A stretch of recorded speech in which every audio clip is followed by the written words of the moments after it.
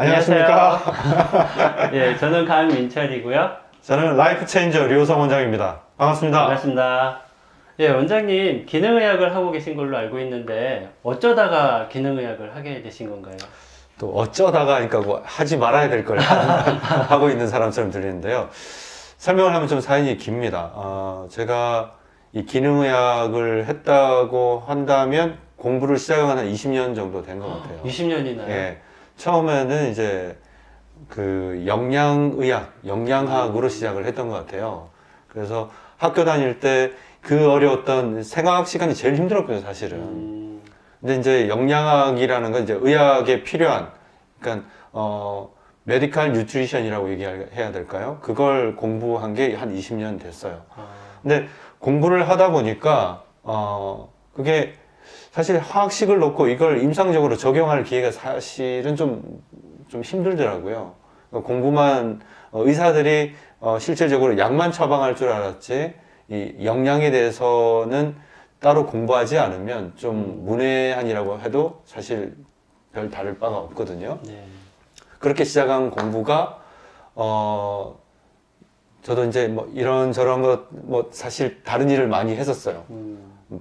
병원에 바로 이렇게 보통 우리 의대를 졸업하고 나면은 인턴 레지던트를 거치고 그 다음에 전문의가 된 다음에 병원에서 일을 하거나 아니면 이제 개원가에서 이렇게 일을 하게 되는데 저는 벤처를 한 적이 있습니다. 사실은. 벤처를요? 예, 벤처 기업을 2000년도에 해서 한 몇 년을 좀 했었는데 그러다 보니까 트레이닝이 좀 늦어졌어요. 늦어져서 뭐 이것저것 하는 시간을 가지게 됐죠. 그러다가 이제 사실 처음에는 제가 노인의학을 하고 싶어서 가정의학과를 전공을 했는데 가정의학과를 하고 나서 또 막상 일을 하려고 보니까 또 선배님이 강남 쪽에서 우리 피부 미용을 한번 같이 해보자. 그렇게 사실 처음에 피부과 의사로서 시작을 했었습니다. 그렇게 피부 환자를 보다가 피부 환자들만 계속 보게 됐죠. 보다가 이제 오픈을 해서 이제 제 병원을 가지고 진료를 보게 됐는데 그 사실 지금도 저희 병원에는 이제 점을 빼러 오신다든지 기미라든지 미용의 목적으로 오시는 분들이 많아요. 그러던 어느 날, 제 학회에서, 그리고 같이 공부하는 선생님들하고 같이, 요즘 한창 유행했다면 좀 그렇고, 저탄고지라고 들어보셨죠? 네. 예, 탄수화물을 줄이고, 좋은 지방을 많이 먹는 그런 식이요법을 통한, 치료를 하는 공부를 하게 됐어요. 그러다 보니까 자연스럽게 저희 병원에, 비만이라든지 아니면 잘 낫지 않는 피부병 환자분들, 그 다음에 잘 조절 안 되는 당뇨 환자분들, 이런 분들이 오기 시작을 하신 거예요. 그러다 보니까 자연스럽게 그런 기능의학적인 요소를 가지고 환자분들을 치료하기 시작을 했습니다.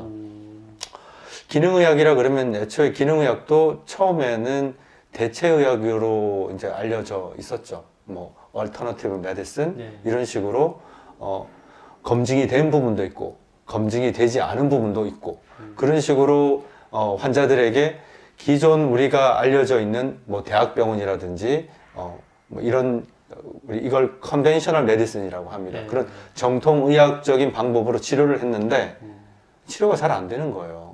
마치 이런 비유가 적당할지 모르겠는데 암을 정복한다 곧 정복할 것처럼 했지만 지금도 사실 암을 정복한 건 아니거든요. 네. 그 얘기는 들어보죠. 예전에 무슨 암 정복 프로젝트라 그래서 이제 인간 유전자를 다 분석하고 나면 네. 이런 암을 정복할 날이 머지 않았을 것이다 그랬는데 실상은 그러지는 못합니다. 그죠? 하지만 조기 진단이나 이런 진단 기법들이 많이 발달하면서 진단이 앞당겨져서 5년 생존율이라는 암 치료의 어떤 결과로 사용되는 그 지표가 많이 좋아졌죠. 그러나 암을 정복했다고 하기는 좀 이르죠, 아직까지는. 말이 약간 셌습니다만, 어쨌든 그런 일반 정통의학으로 잘 낫지 않는 분들이 보통 뭐 한의원을 가신다거나 가볍게는 아니면은 그런 뭐 건강식품이라든지 심지어는 맨발로 땅을 밟으면 좋다더라 그래서 뭐 그런 걸 한다든지 다양한 그런 많은 건강을 위한 방법들을 하고 계시죠. 네. 그러나 의사들도 사실 그런 환자분들과 다르지 않아요. 진료 현장에서 치료를 하다 보면은 이게 교과서대로 해가지고 환자들이 잘 안 낫거든요.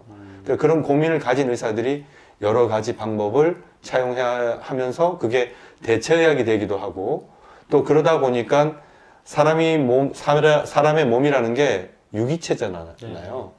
내과를 보는 장기가 따로 있고 그 다음에 뭐 신경외과를 가면 머리는 따로 있고 이게 아니라 머리나 몸이나 다리, 손발이 다 같이 한데 엮여져 있는 거란 말이죠. 네. 그래서 이런 환자의 다양한 사람은 한 사람인데 환자는 한 사람인데 증상은 다양하게 나타나고 그래서 고민이 되다 보니까 이걸 통합적으로 치료하는 그런 학문이 또 생겨나게 된 거예요. 그걸 또 통합의학이라고 부르기 시작했어요. 그럼 통합의학이랑 기능의학은 뭐 또 어떻게 달라요? 그러니까 이게 의학이 진화한다니까요. 아, 그래서 기능의학이란 거는 처음에 어떻게 뿌리를 보면은 대체의학의 한 갈래로 이제 계속적인 발전을 해왔고 통합의학이란 거는 또 통합의학이란 개념을 가지고 또 환자를 홀리스틱 메디슨이라고도 하는데 처음에는 네. 그렇게 전인적으로 치료를 하다가 그다음 대체의학적인 방법을 여러 가지 있다가 그다음에 이런 방법들을 같이 혼용해서 쓰고 발전하고 다루다 보니까 이제 이 학문의 개념 자체도 통합 기능의학이라는 그런 어떤 학문적 형태로 발전하기 시작을 한 거죠. 아, 예.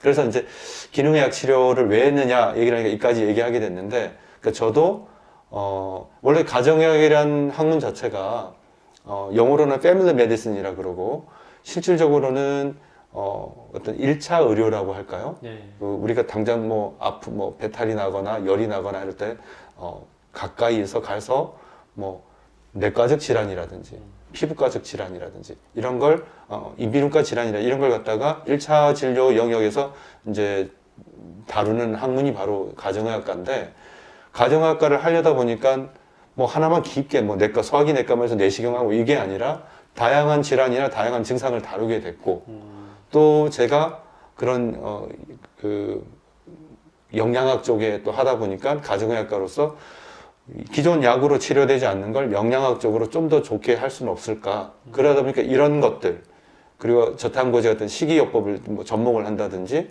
아니면 전인적인 치료를 하다 보니까 자연스럽게 통합 기능의학을 하는 의사로 제가 된 것 같아요. 예. 잘 다려가지고 막 시장에다 팔기 시작한 거예요. 그러면서 이제 잠깐만, 내가 말씀을 드리다 보니까 좀 그래야 되는데, 처음에 질문이 뭐였죠?